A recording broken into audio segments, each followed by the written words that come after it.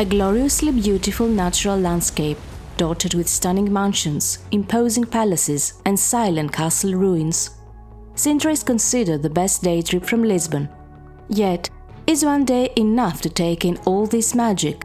To make the most of your time in this unique place, in this video we're showing you how to visit Sintra in the best possible way, sparing you endless hours of research and planning.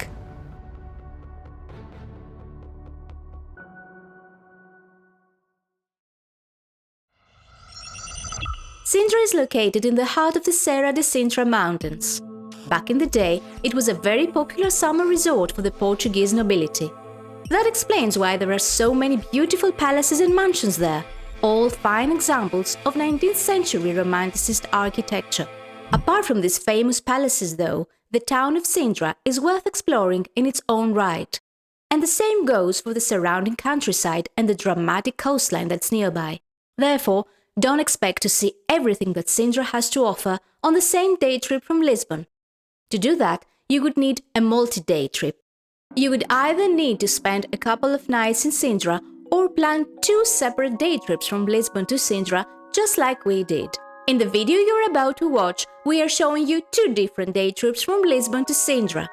These are the exact same day trips we planned for ourselves, so they are both tested in terms of timings. You will notice that each day trip features different Sintra attractions. If you have time, you can do both, but if not, choose the one that suits you best. In any case, please don't try to fit everything in the same day trip. It will not work, for sure. If you're wondering how to visit Sintra from Lisbon, you should know that it's super easy and hassle-free. There is a direct train to Sintra from the Rocio station in the heart of Lisbon, or the Oriente station near the Park of Nations. You can use your Navegante card for your 45-minute train ride from Lisbon to Sintra and back. Just remember to top it up before your trip.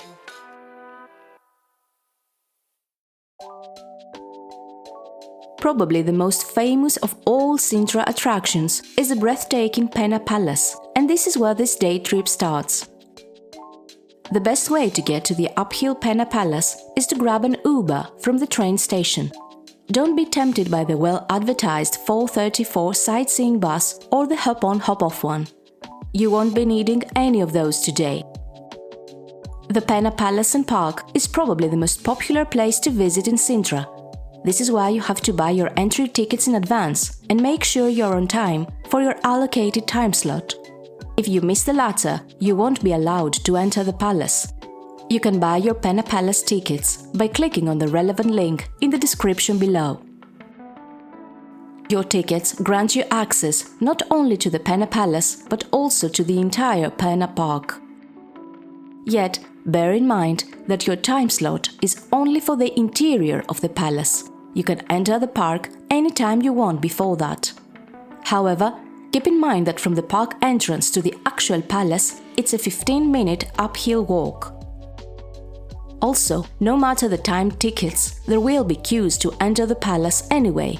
Therefore, try to be at the entrance to the palace at least 30 minutes before the entry time displayed on your tickets, so that you're among the first in your time slot to enter the palace. The interior of the Pena Palace is worth the wait and hassle, yet it's not alone. The terraces that surround it are equally amazing, and so is the lush Pena Park that engulfs it. By the way, the latter is huge. If you want to take your time marveling at the park and the outdoor areas of the palace, we highly recommend you start very early in the morning and walk around the park and terraces before your time slot for the interior of the palace. A UNESCO World Heritage Site and one of the 7 wonders of Portugal, Pena Palace is one of the most striking examples of 19th century Romanticist architecture in the world. On the site of a former monastery that was reduced to ruins due to the 1755 Lisbon earthquake, King Ferdinand II decided to build a summer residence for the royal family. The palace was decorated with medieval, Islamic and other elements. Its uniqueness lies in this extraordinary blend of architectural features and styles. Looking at the palace from the outside feels like waking up in a fairy tale, while the lavish interior offers a glimpse into the lives of the royals who inhabited the palace throughout the centuries. Our favorite part of the Pena Palace and Park is the so-called Wall Walk and the several terraces, big and small, from where you can admire the palace's beautiful architecture, but also the splendid views of its surroundings, including the Moorish Castle, your next stop. Before you make your way to the castle, though, catch your breath at the lovely café of the Pena Palace. It's a short and pleasant downhill walk to get from the Pena Palace to Sintra's Castle of the Moors. You won't need to take a bus or any other form of transport. This UNESCO-listed dramatic castle was constructed by the Moors in the 8th and 9th centuries. Built atop a hill, this military structure had a strategic position that helped defend the surrounding area. The 1755 Lisbon earthquake caused significant damage to the castle. In the 19th century, King Ferdinand II was fascinated by the mighty fortress and decided to restore it. He also conserved the on-site chapel and built a tomb to house the bones found on the castle grounds. Nowadays, you can see the chapel, the tomb, the former burial site, and some old silos. Yet, the most exciting part of visiting the Moorish Castle is wandering around its towers and ramparts, taking in the breathtaking views as you go. Inside the Castle of the Moors, time stands still, and you suddenly become the protagonist in your very own period drama. Once you are ready to leave the castle, follow the signs that lead to the historic center of Sintra on foot. At first, this path follows the walls of the castle amid a lush forest. But soon you will start catching glimpses of the town's splendid mansions and villas, some restored, others neglected, but all of them insanely beautiful. This walk from the castle to the town is utterly enjoyable and one of the best things to do in Sintra in its own right. Your next stop is the National Palace of Sintra. Set in the heart of Sintra on a graceful square, it's the best preserved royal residence in Portugal, spanning the country's entire history. The palace's highlight is its monumental kitchen. The latter was built by King João I to cater to the needs of many people, as it was customary for kings of the time to share meals with all the members of their court. The kitchen's two 33-meter chimneys have become the very symbol of Sintra. Apart from the kitchen, the interior of the rest of the palace lacks any furniture or other items. Yet, it's worth visiting for its stunning ceilings. A stroll through the gardens is mandatory before you leave the palace too. Before you take the train back to Lisbon after a full day trip to Sintra, wander around the town's cobbled streets and maybe enjoy a glass of wine at one of its many quaint bars.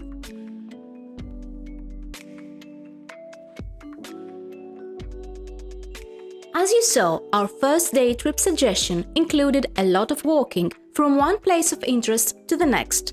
For the second day trip we recommend, though, you will heavily rely on public transport.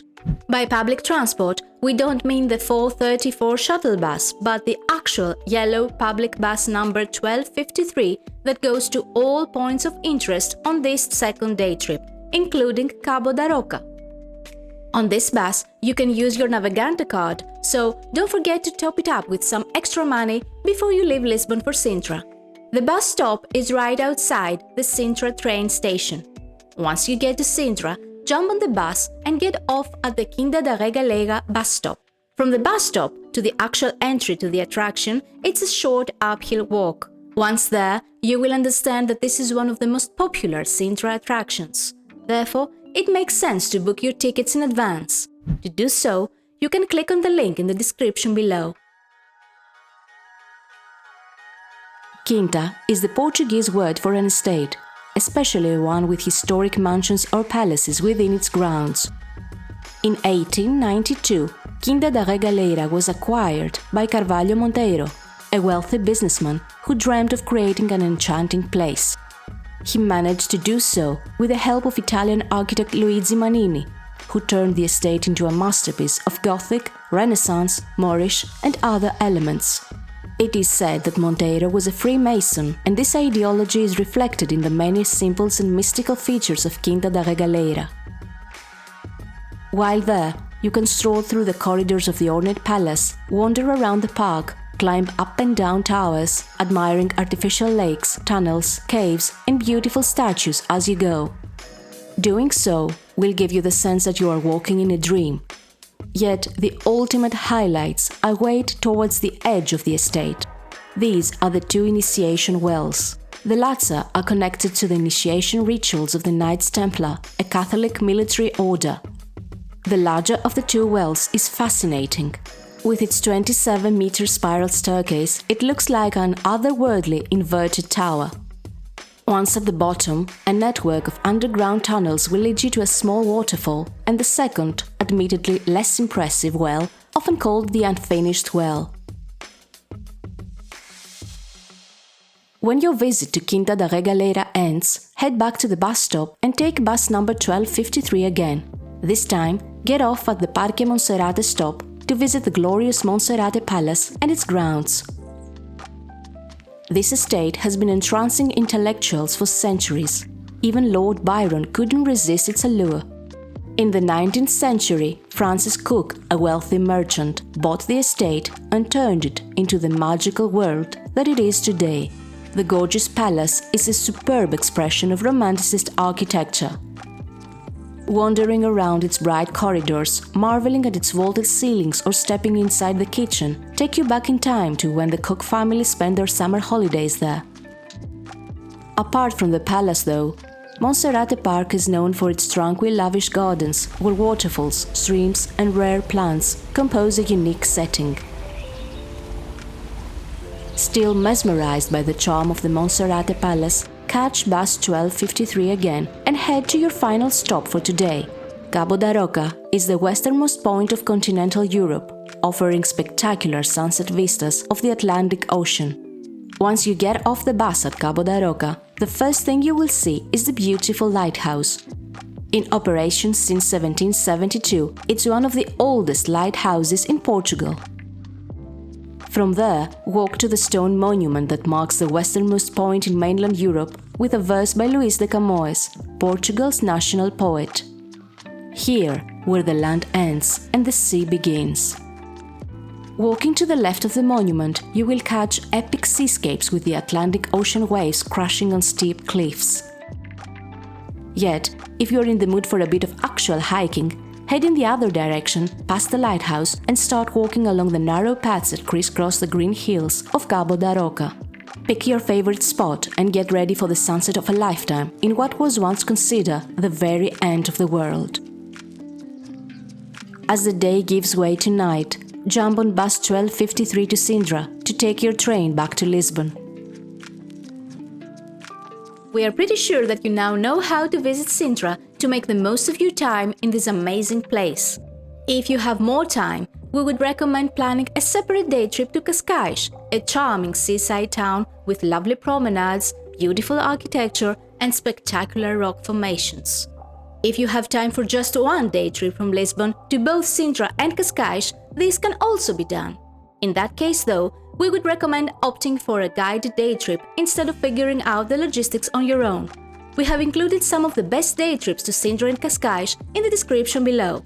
We do hope you enjoyed our video about how to visit Sintra in Portugal and hope to see you next time.